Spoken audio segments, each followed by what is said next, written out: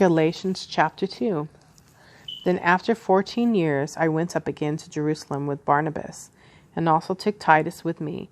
And I went up by revelation and communicated to them that gospel which I preach among the Gentiles, but privately to those who were of reputation, lest by any means I might run or had run in vain.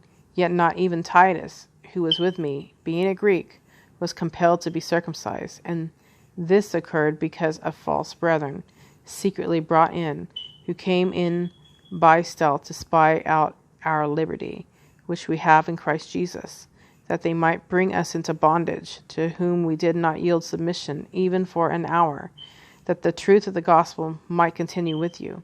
But from those who seem to be something, whatever they were, it makes no difference to me. God shows personal favoritism to no man, for those who seemed to be something added nothing to me, but on the contrary, when they saw that the gospel for the uncircumcised had been committed to me, as the gospel for the circumcised was to Peter, for he who worked effectively in Peter for the apostleship to the circumcised also worked effectively in me toward the Gentiles. And when James, Cephas, and John, who seemed to be pillars, perceived the grace that had been given to me, they gave me and Barnabas the right hand of fellowship, that we should go to the Gentiles, and they to the circumcised. They desired only that we should remember the poor, the very thing which I also was eager to do. Now, when Peter had come to Antioch, I withstood him to his face, because he was to be blamed. For before certain men came from James, he would eat with the Gentiles, but when they came, he withdrew and separated himself, fearing those who were of the circumcision. And the rest of the Jews also played the hypocrite with him, so that even Barnabas was carried away with their hypocrisy. But when I saw that they were not straightforward about the truth of the gospel, I said to Peter before them all, If you, being a Jew, live in the manner of Gentiles, and not as the Jews, why do you compel Gentiles to live as Jews?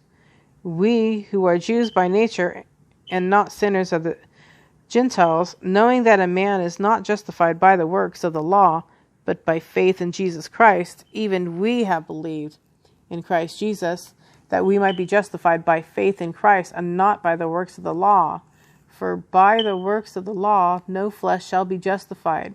But if, while we seek to be justified by Christ, we ourselves also are found sinners, is Christ therefore a minister of sin? Certainly not. For if I build again those things which I destroyed, I make myself a transgressor. For I, through the law, died to the law, that I might live to God. I have been crucified with Christ. It is no longer I who live, but Christ lives in me. And the life which I now live in the flesh, I live by faith in the Son of God, who loved me and gave himself for me.